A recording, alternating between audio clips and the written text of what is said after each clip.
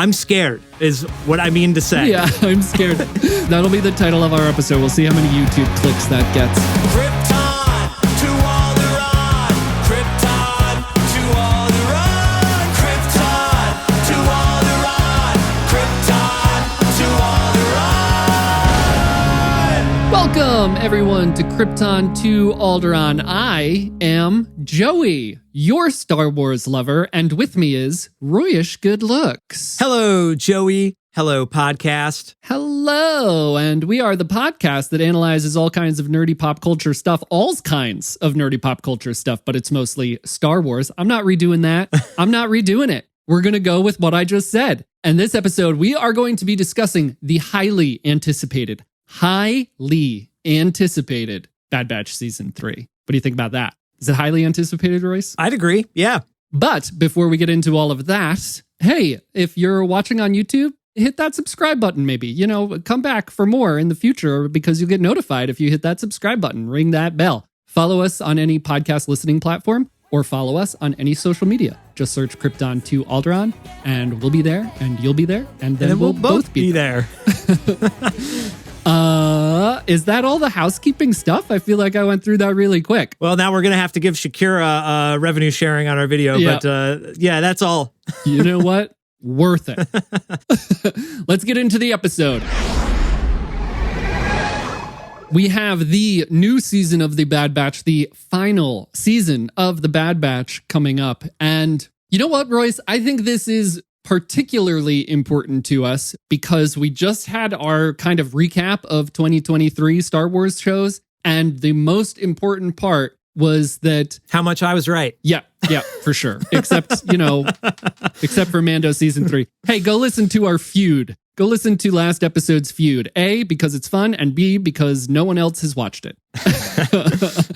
It's the most important part because The Bad Batch Season 2 was both of our favorite Star Wars televised thing from last year. Unequivocally, the best Star Wars series of 2023, asterisk, no Tales of the Jedi. Young Jedi Adventures. Yeah, Young Jedi Adventures. Yeah, you heard it here first. The Bad Batch Season 2 was the best Star Wars thing of last year. And because of that, I am very excited to get into, I would say I'm excited and also saddened and also scared to get into Season 3. You might say that I'm feeling all the things. How are you feeling going into it? Are you like a little bit... Is it bittersweet for you? It's very bittersweet for me. I don't know if I've ever been excited for a TV show declaring this was the last season, but, you know, closure at least forces, you know, the writers of the show to bring it to that conclusion rather than, you know, it could go anywhere. We're going to wrap up with a big bang sort of thing. You know, it's not just going to be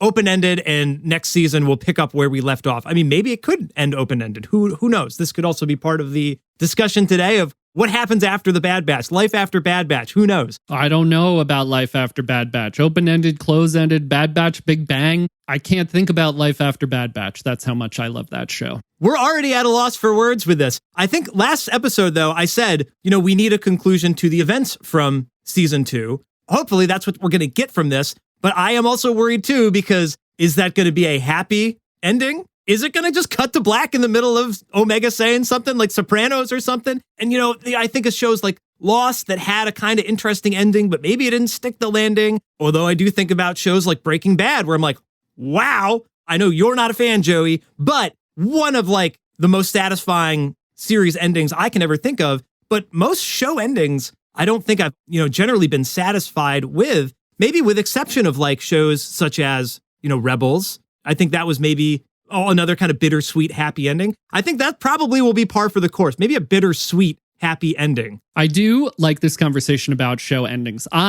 Listeners, let me know. I feel like I'm the only person alive who enjoys the ending of Lost. I really enjoy that idea of all of them finding each other and crossing that line together and not being able to do it until they do. Anyway, that's a podcast for another day. I feel very similarly where a lot of times maybe like live action show endings are not satisfying. But I got to tell you, animation finales, I have felt very satisfied, especially recently. I mean, I love the end of Rebels. That is also very bittersweet and sad for me. The ending of the Clone Wars, the ending of The Owl House, the ending of Amphibia. If no one watches those shows, go watch them. They're good. The ending of Futurama the first time, the second time, third time. I really liked the ending of Futurama before this last ending of Futurama. How's that to say? That one ending that they did plan. Yeah. Anyway, I hate to see things end. Famously, I did not watch the end. I did not watch the finale of Avatar: The Last Airbender until 10 years after it aired. I just wouldn't do it. I would not watch it. So I hate seeing things that I love end. So this is feeling very heavy to me. But with all that said, and keeping in mind that last year, this ended up being our favorite thing, I'm very excited for this to be our favorite thing this year also. And I love animated Star Wars, and you're coming more on board. I just want it to be like it was last year. Do you think that's setting my expectations too high? Yeah, I'm getting worried as you're saying this. You're like, it needs to be, we shouldn't put it up too high on the pedestal. I have faith in the team, in Dave Filoni, we trust. But yeah, you don't want to set yourself up for failure, but I do want it to continue to be, I think that's really what we mean by that statement. Not that it needs to be the best show of this year. I would love to say Acolyte was, even better than this. I think Acolyte is the next thing, if I'm not mistaken. I don't know if there's a solid date on that. But it would still be awesome if you're like, something was better than this. Just like we talked about last episode, we ranked 4 shows against each other. Bad Batch was on top of other shows that we still enjoyed. So it wouldn't be a bad thing if something was better, quote unquote, higher on our list than Bad Batch Season 3. But I do think we want to continue the enjoyment, obviously. Maybe if we could pick up on some threads of what made us enjoy it so much last season that they could continue to do this season. What we didn't talk about last episode at all was Kiner's music, which is just like, I think a real heavy piece to this as well. I don't know how much we can say about it, but just like, we know that music inspires such kind of emotion from us, and they're so good at tying those moments together and stuff like that with the music. Dude, rewatching the trailer today, it's got like the synthesizer, blah, like it's kind of produced to be the stereotypical, modern trailer vibe, but it feels like, pockets are fomenting, whatever the dude says from Andor, right? Like if we're coming to this boiling point, it feels like just the music and sound design in the trailer, it's going to pop off in here. The other thing we didn't mention, music obviously important to all of Star Wars. I guess we sort of talked about animation quality a little bit, maybe when we brought up Visions last episode. But, dude, the animation, I used to complain kind of how blocky everything was. It's one of those people, I don't really watch it because it looks like a kid's TV show or something, and I'm 34. But it almost looks, not even almost, like at times it in fact looks more cinematic than some of the live action stuff, Yep. Not all of it, so a lot of the live action stuff also looks great. But, if they're limited by a shot in the volume where they can only do so much to dress it up, in animation, sky's the limit. So almost 100%. Every scene looks incredible. So it's animation, another asterisk there that it's all computer generated. But they do such an incredible job just with the looks. Even without thinking about the plot so far. I know we started on a down note of like, oh, is this going to break our hearts? Is it going to have a happy ending? Oh, it's going to break our hearts. We can move past that. Yeah. But,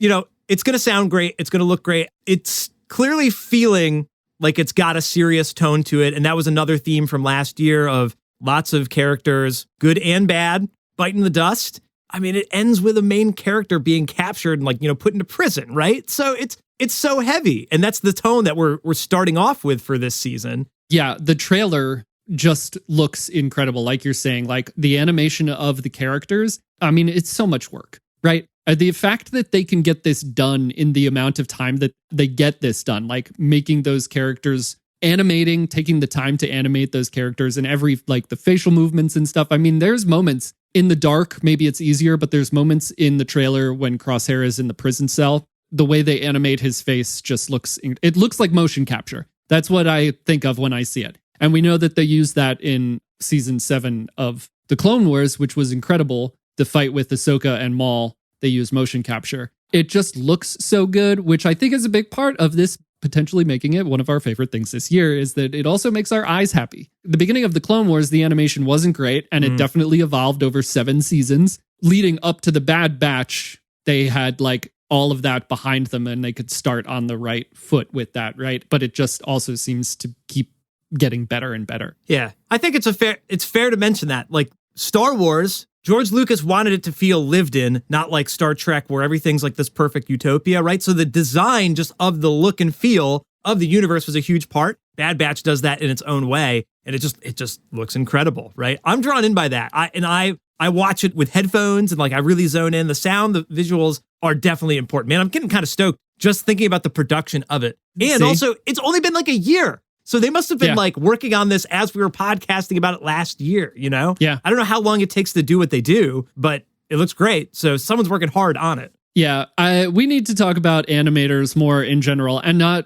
don't mean necessarily just you and me. I think like society and people who like pop culture in general, it's a lot of work and there's very rushed deadlines and they don't always have the best working conditions or get paid. Actually, I did an episode, go back to listen to an episode of Krypton to Alderaan where I interviewed an animator when they were like fighting for equal pay and equal rights as like live action producers and writers and stuff. So there's just so much work that goes into it. And yeah, to produce this quality of thing in that time frame just seems nuts to me. It takes me like we can't even get our microphones to work for this podcast. Yeah. Post-production, forget about it. But no, it's very exciting. I mean, it definitely just makes it so much more exciting to watch when it looks incredible and is also just a great emotional story. So they're bang on for almost everything. This is why my expectations are so high. I'm in this era of like setting my expectations high because I really don't want to be cautiously optimistic about things anymore.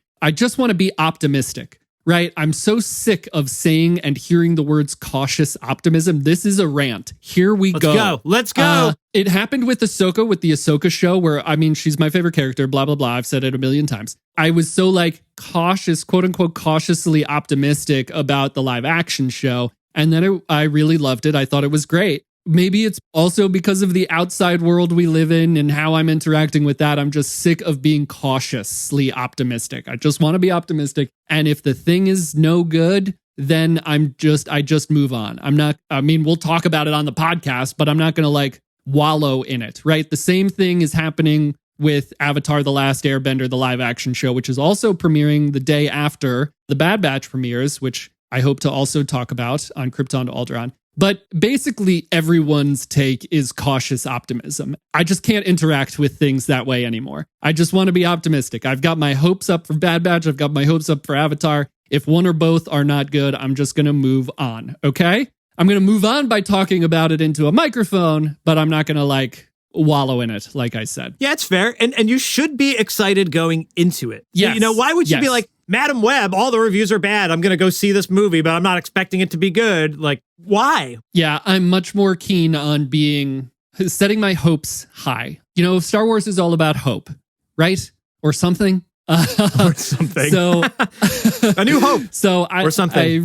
I really want to be hopeful. That's my rant about that. Please, the next time you think about being cautiously optimistic about something, consider being optimistic about it. And then even if it's bad, just kind of moving on from there. So growing beyond cautious optimism, I want to talk about one of our themes from last season that we talked about a lot in our podcast. The idea that the Bad Batch was growing beyond what it means to be a soldier. This was a big thing for us last year when we were having these conversations. And I think it really fueled the show forward. The Bad Batch were going on different adventures. They eventually made it to Pabu, where they considered settling down. We had a whole discussion, I think, on the episode where they went treasure hunting with Fee, Entombed, maybe that episode was called. But you and I talked about how Wrecker says something like, well, we don't have a mission going right now. And like, that's how he convinces Hunter to do the thing. And Omega's like,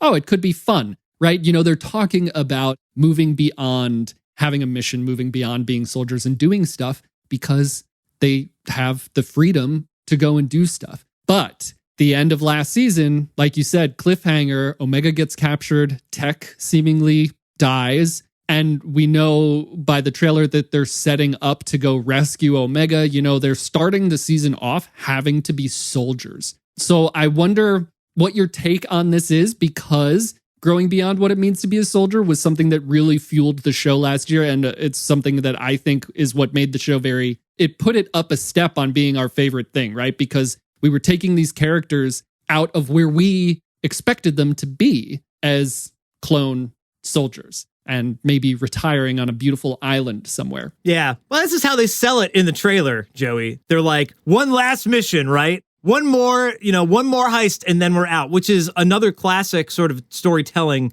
element. So they have to complete the job somehow and then settle down. This is on the speculation side of things. Like, they get Omega back, and then they're family with Crosshair again, and they find their safe haven, whether it's Pabu or somewhere else. I don't know. I don't know if that's the ending I want to see, sort of things. I'm scared is what I mean to say. I'm scared.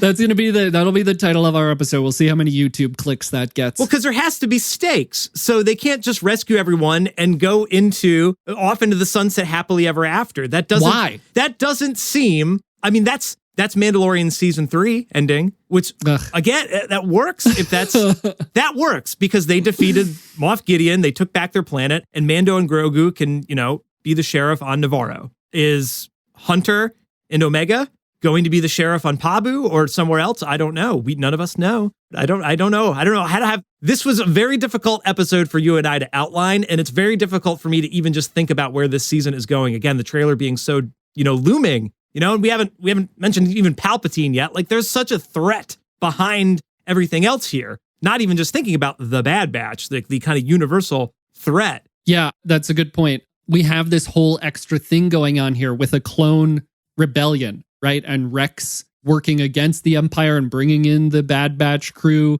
when he needs help. But we also know that Rex in Rebels is like just kind of a hermit on a planet somewhere that is also like sending reports to the Empire every now and then, right? Like is it Wolf that sends the Empire the info when Kanan and Ezra show up, right? Like they're in those clones are in communication with the Empire. So we get there somehow, like the clone rebellion is squashed. We also have these clone assassins that we saw in season 2. We also have, the Death Troopers maybe being down the line from those clone assassins, which is something we talked about last season. So there's a lot of extra stuff going on here that Palpatine wants to squash, that the Bad Batch crew is wrapped up in, which is why I just want them to make it to Pabu to live happily ever after. But also, I think Palpatine's another thing in this trailer that looks great. I think he just looks great, obviously, sounds great. That whole part is very ominous and dark and scary.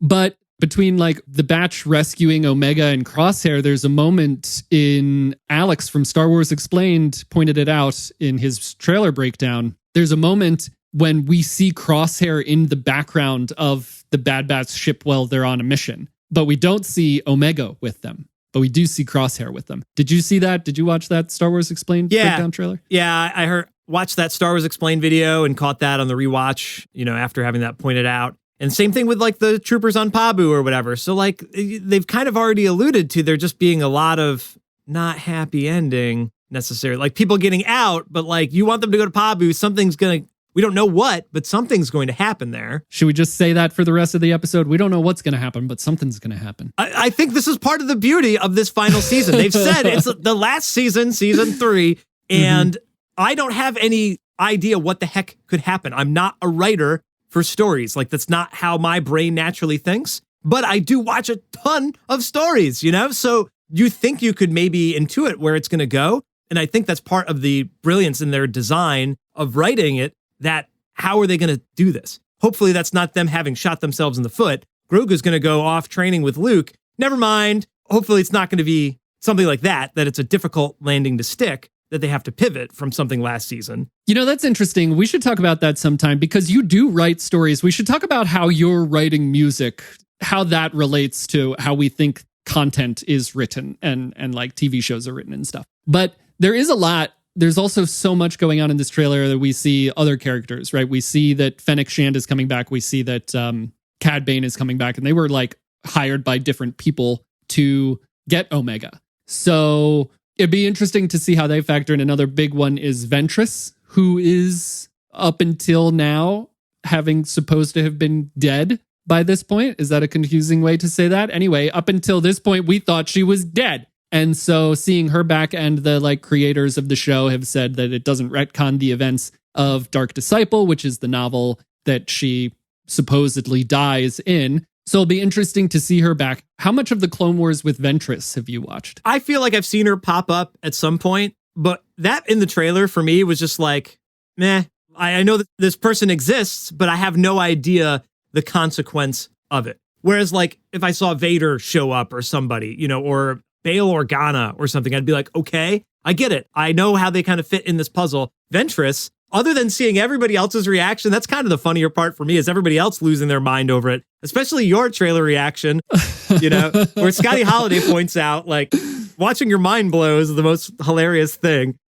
Joey's mind blowers. Yeah. We should do a supercut. Yeah, we should do a supercut of that. Okay, so I'm in for whatever adventure that she's part of. But it's just like we talked about with Ahsoka. If you didn't see Rebels, I'm like, okay. Yeah. You know, there's speculation and I think hope that this is leading into some kind of future animation, whether it's a show or something else that's including Ventress at some point. She kind of became a fan favorite character. She goes through, I think, a really great arc in the Clone Wars. She's not in a lot of episodes, but I think her arc is really good up until the point where she's like actually helping Ahsoka. When Ahsoka is accused of bombing the Jedi Temple, Ventress kind of helps her out. So in the book, The Dark Disciple, the Jedi Order decide to assassinate Count Dooku.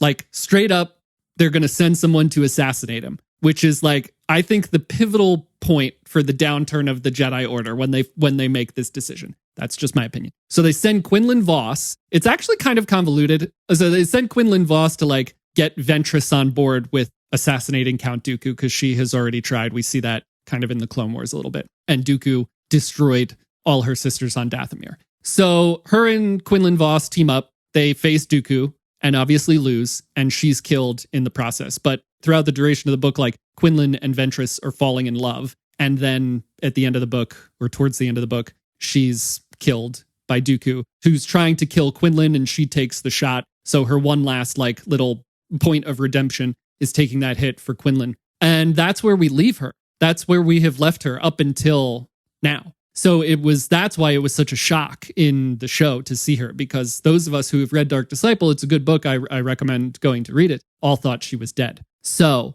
your meh, does that change your meh? Or is it, do you get it more now? Do you get it? Somehow she returned. Yeah. It will be interesting to see. You know, I mean, there's so much like Night Sister magic involved there. Maybe Quinlan gives her some of his life force like we have seen happen. Whatever. That's all like obviously speculation. But you know what? I love a yellow lightsaber and she's got one. Yeah, so. As long as she fits into the show and it makes sense for what they're actually setting up within that world. I hope it's not as contrived as like, catch me next season on Star Wars Ventress. You know, like I would like it to seamlessly tie into whatever the Bad Batch is up to, because the backstory doesn't mean anything to me at this point in time. Oh, well, I just said. Well, I get that, but I have no. You just told it to me. You know, show me, don't tell me. So that's what I hope that the actual series does, right? Like make me care about the character rather than care about having to read the Wikipedia page, even though that could expand on the character. I'm not mocking that.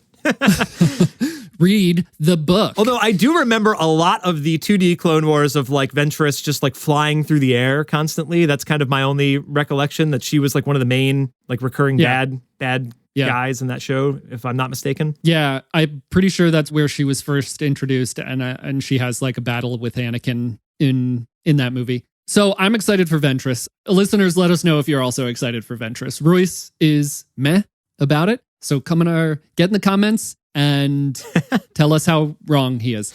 But you brought up another kind of like shadowy character here. You brought it up before we started recording, is Cid. You brought it up because that was an important part of last season, right? We're getting to know Cid and we're getting more attached to Cid, and then she's just kind of a jerk. We went back and forth in our conversations about whether we thought she was good or bad, and then she like sends them on mission without all the intel. At the end, she double crosses them. Do we think there will be a Cid redemption? Should there be a Cid redemption? Are we just completely moved past that because they're with Fee on Pabu now? Does Fee play into any of this at all? Because that's the reason that they met Fee, right, through Cid. I think, okay, you alluded to like, no, you write stories. A 2-minute pop song with 3 parts copy pasted is generous to call that being a story writer, but thank you for that. 3 parts copy pasted. If I was a writer on Bad Batch and I was thinking, what characters do I have to play with? We've got Cid, who in the last season rolled over on the Bad Batch. She's the whole reason for the cliffhanger of the finale, really, for her to come back and save the day. She's a sort of like, Lando flies in last minute at the, Battle of Exegol, but there are more of us. Like she shows up. You guys forgot? You thought I wouldn't come back for you guys? I was on your team the whole time or whatever. A little bit more of a... You went a little South Park there. A little bit Cartman than Cid there, yeah. But that's a tool that they could use if they needed to get out of a scenario. Cid shows up. They don't trust her at first, but she saves the day, right? And then we maybe could redeem her, but I also didn't really like her. I didn't find her very lovable, other than that she sort of was a role model to Omega. So I could see Omega wanting to forgive Cid. Maybe they cross paths and it's awkward, and that's another part of the journey to be like, Omega's talking to Crosshair in the other clip, and Crosshair's like, you trust too much. Well, you don't trust enough, I could see that also working perfectly well with Omega, them needing to work with Cid, but them not wanting to trust Cid because she just screwed us over. What do you think? So I feel, if I remember correctly, I went to bat for Cid on this podcast a couple of times, but then by the end of last season, I was just kind of like, she's no good, classic Trandoshan, constantly putting them at risk and not saving them, right? Like they were abandoned on that planet and she did not send in anyone to get them or anything. She was just like, figure it out, right? So she did a lot of crappy stuff and then sold them out at the end right after Tech died, and then is the reason. Darth Vader gets redeemed, bro. He murders all of the younglings. So he murdered, he murdered a lot more than that. But that's a good point, because Star Wars is also a lot about like second chances and redemption. And I'm always all for a character having more of an redemption arc than Vader. Like we talk about Vader's redemption. He's redeemed for 5 minutes. Right? He throws the Emperor down the thing and then he dies. I'm going to supercut you saying that because that is a recurring theme on this show. But Zuko had the better redemption arc. That's all I'm saying. But I'm always all for like Star Wars characters having more of an arc than Vader. That's kind of the baseline that I set these like redemption arcs to. So, you know what? I'm always open to it. Pabu became such like a pristine place for me. It became such a safe place to think about for the batch. And we know that that's not really, I think there's some bad stuff coming to Pabu this season, but I don't want her to sully that space. You know what I mean? Like, I don't know. I'm very protective of the Bad Batch. She can just run her parlor. I don't know. I guess if she showed up at the end and was like, there's more of us or whatever, and has that Weequay and the other guy there, then that's fine. But maybe that will be something because they've made all of these connections and they bring all these people in to end the show. But are we the only ones asking questions about Cid? Are we the only ones asking these questions? Come on, wake up, sheeple. So anyway, I don't know, Cid. I'm honestly having a hard time focusing because I'm still cracking up about my Cid Cartman modulation there. Yeah. I guess I just went on like a diatribe about how Cid sends them on these crappy missions and doesn't prepare them enough. But one thing about last season that I'm not sure I would say we got the first season was there was a lot of fun. We talked about it a lot last season. That's another part of what made it special to me. We talked about the idea of like filler episodes versus like fun and how important it was that they were going off and having fun because then we as the audience also have fun. So even in these episodes, like the treasure hunting episode, in the episode with the race, plenty of people were maybe saying that these are like filler episodes and why would you take time to do this? I think they did develop tech a lot, but they were fun and they were fun to watch and I had fun. And I even think I remember saying when we were talking about one of these episodes, like, you know what? Omega said, why don't we just like, maybe it'll be fun. And then I was like, I want to have some fun. Let's go. Let's go on this adventure with Fee. I also want to watch you have fun because that will be fun for me. So based on the trailer, we don't see, they're obviously not going to show us them being like, yippee, beach day or whatever in the trailer. But it was so important last season. And I wonder how they're going to get to it this season because, it's final season and there are juicy, meaty stakes. There's juicy, meaty stakes that we got to get through. Well, so maybe we are putting too much pressure on this, that of course the trailer has to sell you the stakes, right? I don't see why there wouldn't be some fun side quests though, because that's always been part of it. So I do hope that we get that. We joked last season, maybe we'll get a pod race. Then we did literally get a pod race. Yes, that was hilarious. I don't want there to be dramatic shifts in the overall kind of narrative tone if it is really serious in this 3-episode premiere, or if in one of those episodes for some reason number 2 is a side quest, they don't tie together or something. That's always something we end up talking about, is the pacing of when you're dropping in a side quest versus continued arcs. But I don't want there not to be some fun little tidbits. I could go for an episode that was Omega and Wrecker doing whatever, because you just know that would be a good time. I think this is so funny. I think I want that to be a show. That's going to be the next one they're setting up. It's Wrecker, Omega, and Ventress. They're out in the galaxy. I think you said the same thing verbatim last season. This is ringing a bell, you saying you just want to watch Omega and Wrecker just having antics going off on an adventure, which, I would love. One point is I want there to be fun. I think it's worth dedicating time to that, especially when the stakes are high. Not just for us, but for the characters, right? Having these episodes where they can go off and have fun when the stakes are high makes it so much more intriguing and so much more approachable from the audience perspective. But then also to put it in perspective so that we're not that was a filler episode when it finally does come up, right? It's okay for them to take these breaks. Take some R&R, Bad Batch. Have a good time before you go have to face the Fire Lord. Listen, I have Avatar: The Last Airbender on the brain. All right, there's a lot of references. Well, I think there's enough time in the season. What is it, 12 or 16 episodes? There's plenty of time to get to a little bit of everything. Whereas, the 6-episode Ahsoka season, was that 6 or 8? 8. I don't know what the runtime is, but still just feels a little bit like you don't always get enough time. But with Bad Batch, there's almost always the same exact episode length. For whatever reason, they stay more consistent, which that's what we said last week or last podcast as well. We said Bad Batch is so consistent, or at least I said that, I think. Yeah, don't put words in my mouth. I think that we can trust them to give us a little bit of everything. They've not shown us any other reason why that would be the case. It seems like this episode has become me being I want this to happen, and you being don't worry, I'm sure that everything's going to be okay, which maybe is just our relationship in general, but something that's definitely going to happen through this season of Bad Batch. I'm going to need you to sit on the other side of this computer machine and tell me that everything's going to be okay. Everything's going to be okay. Hear me, baby. Hold together. So I think aside from all of that, a position where maybe we won't get as much fun. I mean, it'll still be fun to watch, but the characters won't be having fun. And something that we've never gotten before is a 3-episode premiere. I don't know. That's a super exciting thing for me when I saw it. In animation terms, almost a feature-length thing to watch when it drops, which is just so, I don't know, it's very exciting. Yeah, make it a spectacle. The premiere is supposed to be that way, Yep. 24 was always a 2-hour premiere, right? That's get what those gets, first 2 hours right off the bat. Yep, then it's only 22. Everything up. Yep, exactly. That way you get 2 hours out of the way. Oh, and then you got to sit to 22 episodes, 22-hour-long episodes of that for the rest of the season. Jeez Louise. Oh, come on, man.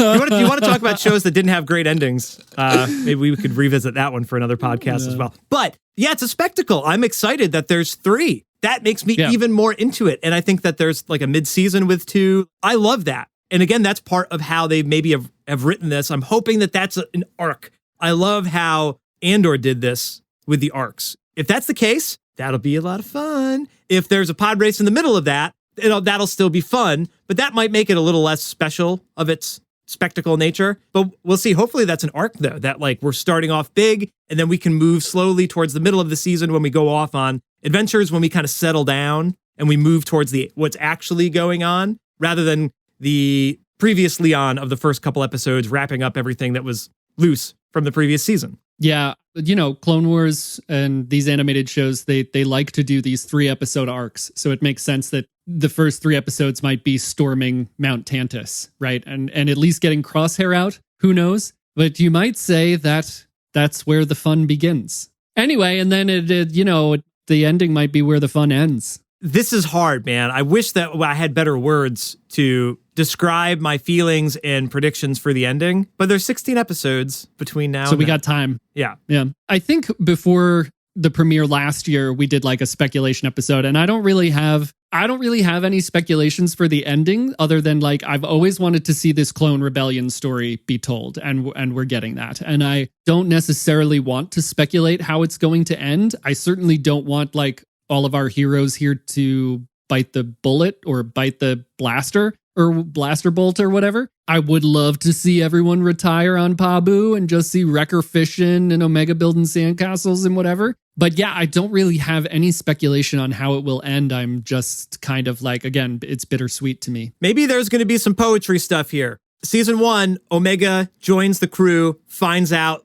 she takes her first steps into a larger world. Season 2, she's captured. I don't know if there's maybe a parallel with like Han or something in Empire, and you got to get him back and get the gang back together to pull off the last mission. Maybe they do got to get everybody together for the clone rebellion and have that one last stand sort of thing. But I don't think that parallels with Return of the Jedi, because that is sort of your happy ending there. I think maybe it parallels more with like Revenge of the Sith, and it's, they go down swinging. Yep.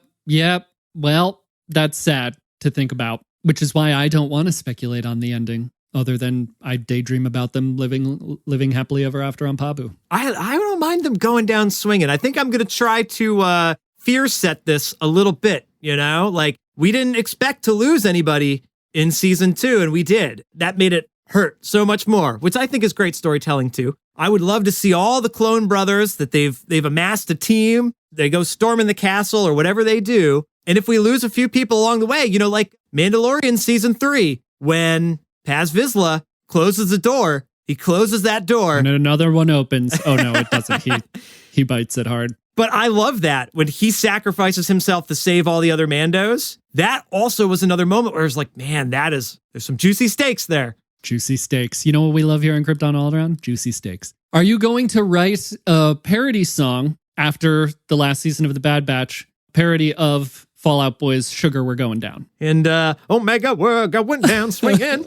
Yeah, maybe. You heard it here first. You know what? If they go out in a blaze of glory, that would be a good ending for them. Well, some people make it out, some people don't. You can still have some people. Rex, we know Rex makes it. Wrecker has to make it because he's in his new show. Yeah, with Ventress and Omega. Yep. Other than again, going back to one of the themes we said last season about them growing beyond what it means to be a soldier. Now they're being brought back into the fight. And so that's the only thing that kind of is where I'm digging my heels in a little bit more, where they were just getting to the point where they were like existing maybe more happily. And then they got pulled back into the fight. And now this season seems like it's setting up to be a fight and for Palpatine to squash the rebellion. So we'll just have to wait and see. All right, listeners, are you as scared as we are scared? Let us know down in the comments. We would love to hear from you. Let us know what your predictions are for this season. Cid Redemption or not? Are you on board? Leave your comments here on YouTube